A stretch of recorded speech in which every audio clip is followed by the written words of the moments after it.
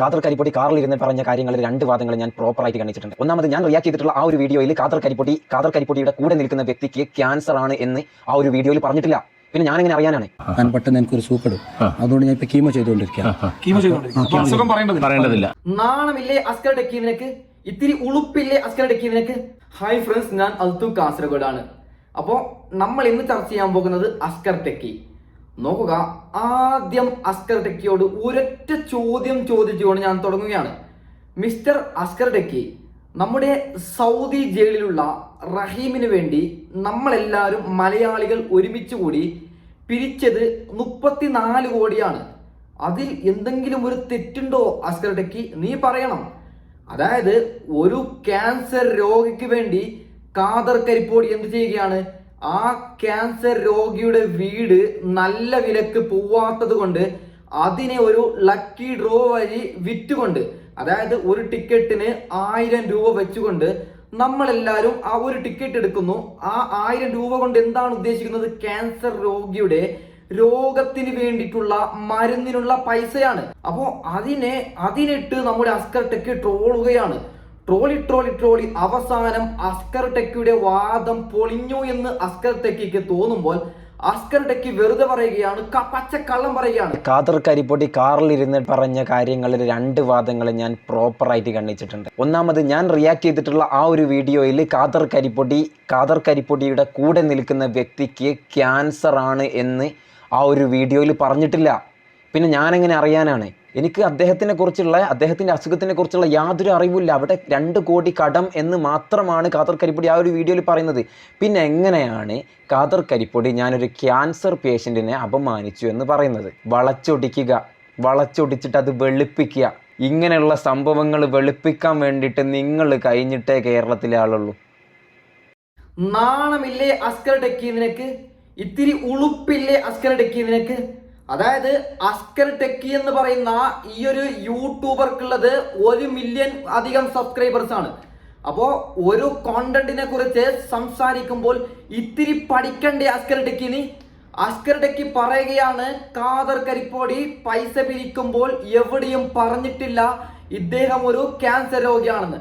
അപ്പോ ഖാദർ കരിപ്പൊടി ക്ലിയറായി കൃത്യമായി പറഞ്ഞിട്ടുണ്ട്.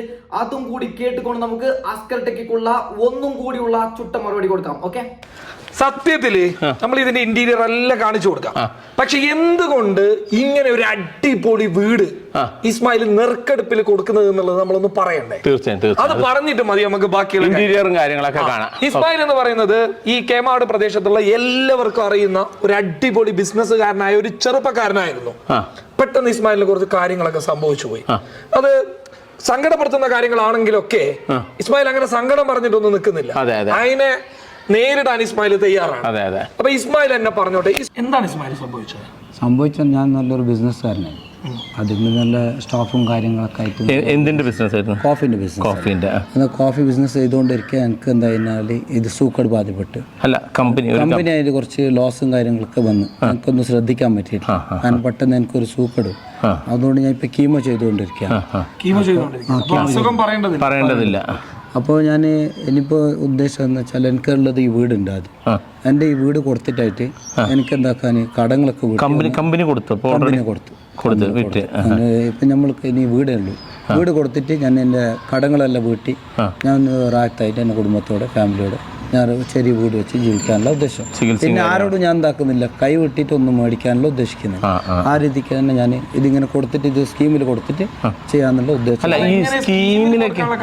കാരണം നമുക്ക് നമ്മളെ യഥാർത്ഥ വില അനുസരിച്ചിട്ട് വന്നാലും ഇത് സേലാന് സമ്മതിക്കുന്നില്ല. റിയൽ എസ്റ്റേറ്റ് മാർക്ക് അവർക്ക് ഉണ്ട് കുറച്ച്. സ്വാഭാവികം, അത് കേരളത്തിൽ നല്ല എല്ലാവിടെയും ഉള്ളതാണ്. ചിലപ്പോ ഒരു കന്നഡ ടച്ച് ഉള്ളത് കൊണ്ടൊന്നുകൂടി നമുക്ക് പറഞ്ഞു കൊടുക്കാം. അതായത് ഈ ഇത്തരം പ്രതിസന്ധി നേരിടുന്ന മനുഷ്യന്മാർ ഇപ്പൊ അസുഖത്തിലെല്ലാം ഉണ്ടാകുന്ന സമയത്ത് ഒരു 1.5 കോടി രൂപ വിലയുള്ള ഒരു വീടിന് ഒരു 50 ലക്ഷം രൂപ തരാന്ന് പറയുമ്പോ അസുഖത്തിന്റെ അടിസ്ഥാനത്തിൽ ചിലപ്പോ വാങ്ങിപ്പോകും. ഇത് മൊത്തം ഒരു റിയൽ എസ്റ്റേറ്റ് സംഘം തന്നെ ഉണ്ടല്ലോ. അതല്ല, എപ്പോഴും ഉണ്ടല്ലോ വീണ് കിടക്കുമ്പോ റിയൽ എസ്റ്റേറ്റ് എന്നല്ല, ഒരാൾ വീണ് കിടക്കുകയാണെങ്കിൽ അതിന്റെ മേലെ കയറി ചവിട്ടാനും അതേപോലെ തന്നെ മാക്സിമം ചവിട്ടി പിഴിഞ്ഞ് വാങ്ങാനും അതൊരു പ്രത്യേകം വൃത്തികെട്ട ഒരു കച്ചവട രീതിയാണ്. ഇവിടെ ഇസ്മായിലേ ഒരു ദയാ കാര്യത്തിനൊന്നും നിൽക്കാതെ തന്റെ കയ്യിലുള്ള ഒരു പ്രോപ്പർട്ടി തീർച്ചയായും അതാണ് കൃത്യമായി ഉപയോഗിച്ച് തന്റെ കടങ്ങളൊക്കെ വീട്ടി സമാധാനത്തോടെ ചികിത്സയുമായി മുന്നോട്ട് പോകും. അപ്പൊ ഞാനും ഖാദർ ബൈയും ഈ ഒരു നറുക്കെടുപ്പിനെ പ്രോത്സാഹിപ്പിക്കുന്ന ഇസ്മായിലിന്റെ അവസ്ഥ കണ്ടിട്ടാണ്. തീർച്ചയായും എന്താ വെച്ച് കഴിഞ്ഞാൽ കേരളത്തിൽ ഒരുപാട് പേര് നമ്മുടെ ചോദിച്ചിട്ടുണ്ട്, നമ്മൾ പറഞ്ഞിട്ടുണ്ട് അത് ലോട്ടറി ആക്ട് പ്രകാരം ഇത് ഇല്ലീഗലാണ്, അതുകൊണ്ട് നമ്മൾ ചെയ്യൂല എന്നുള്ളത്. അതേ തന്നെ ഇവിടെയും പറയാനുള്ളത്, കർണാടകയിൽ ലോട്ടറി ആക്ട് ഇല്ല, നമ്മൾ കർണാടകയിൽ GST അടച്ചുകൊണ്ട് ഓരോ ടിക്കറ്റിനും GST അടച്ചുകൊണ്ട് പക്കാ നിയമപ്രകാരം ലീഗലായിക്കൊണ്ടാണ് ഈ ഒരു പരിപാടി ചെയ്യുന്നത്. അല്ല, ഞാനിപ്പോഴും പറയുന്ന ഒരു കാര്യം എന്താണെന്ന് വെച്ചാല്, നമ്മൾ എന്തൊക്കെ ഇതുമായി ബന്ധപ്പെട്ട് നമ്മളെ അടുത്തേക്ക് വന്നിട്ടുണ്ട് അതൊക്കെ നമ്മൾ തള്ളിവിട്ട് ഇസ്മായിലിനെ ചെയ്യാൻ ഇസ്മായിൽ നമ്മളോട് പറഞ്ഞ കാര്യങ്ങൾ എന്തുകൊണ്ട് ഇത് ചെയ്യുന്നു എന്നുള്ളതും കാരണമാണ്. അതുകൊണ്ടാണ് നമ്മൾ ആദ്യമായിട്ട് ഒരു ലക്കി ഡ്രോ ചെയ്യാൻ വേണ്ടിയിട്ട് തയ്യാറായി. നോക്കുക, ഇദ്ദേഹം ഈ വീഡിയോയുടെ ആദ്യഘട്ടത്തിൽ പറയുകയാണ്, എനിക്കൊരു അസുഖമുണ്ട്, ഞാൻ കീമോ ചെയ്തുകൊണ്ടിരിക്കുകയാണ്. അപ്പോ നമുക്ക് ഇതിലൂടെ മനസ്സിലാവുകയാണ്, വെറുതെ ആരെങ്കിലും ഇത്തരത്തിൽ അസുഖമുണ്ട്, ഇത്ര വലിയൊരു അസുഖമുണ്ട്, കീമോയിലുണ്ടെന്നൊക്കെ വെറുതെ പറയോ? അപ്പോ ആദ്യം തന്നെ ഖാദർ കരിപ്പോടി ഈ വീഡിയോ അപ്ലോഡ് ചെയ്യുന്നത്, അതായത് ഈ വീടിനെ കുറിച്ച് ലക്കി ഡ്രോയുടെ വീടുണ്ടല്ലോ അതിനെ കുറിച്ച് പരിചയപ്പെടുത്തുന്നതിന് മുമ്പ് തന്നെ ഖാദർ കരിപ്പോടി ചോദിക്കുകയാണ്, എന്തുകൊണ്ടാണ് നിങ്ങൾ ഇതിനെ ലക്കി ഡ്രോക്ക് കൊടുക്കുന്നുണ്ട്? ക്ലിയർ ആയി കൃത്യമായി പറയുന്നുണ്ട്. അതായത് അസുഖം ഉള്ളത് കൊണ്ടും കുറെ കടങ്ങൾ ഉള്ളത് കൊണ്ടും എന്റെ കമ്പനി നഷ്ടത്തിലുള്ളത് കൊണ്ടും ഞാൻ വലിയൊരു അസുഖത്തിലുള്ളത് കൊണ്ടുമാണ് ഞാൻ ഈ വീട് ഇങ്ങനെ കൊടുക്കുന്നത്. അതിനുശേഷം ചെറിയൊരു വീട് വെച്ച് സുഖമായിട്ട് എന്റെ അസുഖത്തിനെ പോരാടിക്കൊണ്ട്, അതായത് എനിക്കുള്ള അസുഖത്തിനുള്ള മരുന്നൊക്കെ എടുത്തുകൊണ്ട് അതിനെ ശക്തമായി പോരാടിക്കൊണ്ട് ജീവിക്കാൻ വേണ്ടിയാണ് ഇത്ര വലിയ വീട് ഞാൻ വിൽക്കുന്നതെന്ന് ഇദ്ദേഹം പറയുകയാണ്. അസ്കർ ടെക്കി എന്ത് ചെയ്യുന്നു? അസ്കർ ടെക്കി പച്ച മലയാളത്തിൽ കളിയാക്കി ചിരിക്കുകയാണ്. മോനെ അസ്കറെ, 3 ദിവസത്തെ ദുനിയാവാണ്. നമുക്ക് ആർക്കെങ്കിലും ചെറിയൊരു അസുഖം വന്നാൽ ഹോസ്പിറ്റലിൽ പോയി ചെറിയൊരു ചെക്ക് ചെയ്താൽ ഡോക്ടർമാർ പറഞ്ഞു കഴിഞ്ഞാൽ നമ്മൾ എന്ത് ചെയ്യും? അപ്പോ നീ അസ്കറിന്റെ വീഡിയോ എടുത്ത് നിങ്ങൾ നോക്കുക, റോസ്റ്റിംഗ് ആണ്, എന്ത് വേണമെങ്കിലും ചെയ്തു അസ്കറെ, നിന്റെ ഇഷ്ടമാണ്. പക്ഷേ രോഗികളെ വെച്ച് നീ കളിയാക്കുന്ന പരിപാടി ഉണ്ടല്ലോ, അതിനെ നീ കുറക്കണമെന്ന് തന്നെ ഞാൻ പറയുകയാണ്.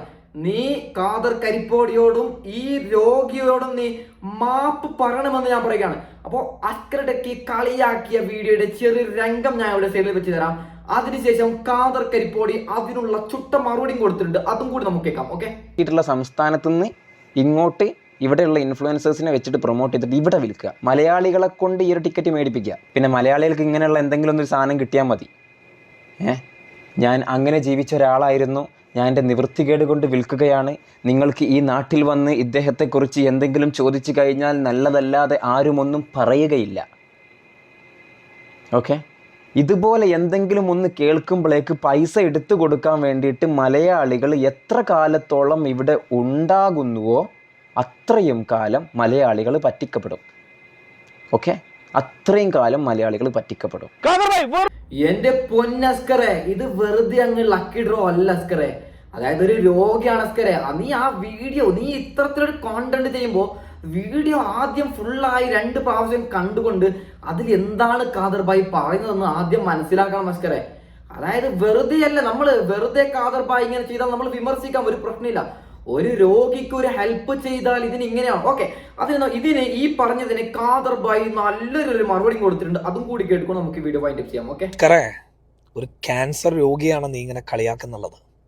കർമ്മ എന്ന് പറയുന്ന ഒരു വലിയ സത്യമുണ്ട് അഷ്കറെ. ആ മനുഷ്യൻ ഒരുപാട് അനുഭവിച്ച് നിൽക്കുന്ന മനുഷ്യനാണ്. അയാൾക്ക് 2 കുട്ടികളുണ്ട്. വേറെ ഒരു വഴിയുമില്ലാത്തത് കൊണ്ടാണ് അവിടെയുള്ള നാട്ടുകാരും അവിടെയുള്ള ജനപ്രതിനിധികളും ഒക്കെ ചേർന്ന് ഇങ്ങനെ ഒരു കാര്യം ചെയ്യാൻ എന്നോട് ആവശ്യപ്പെട്ടത്.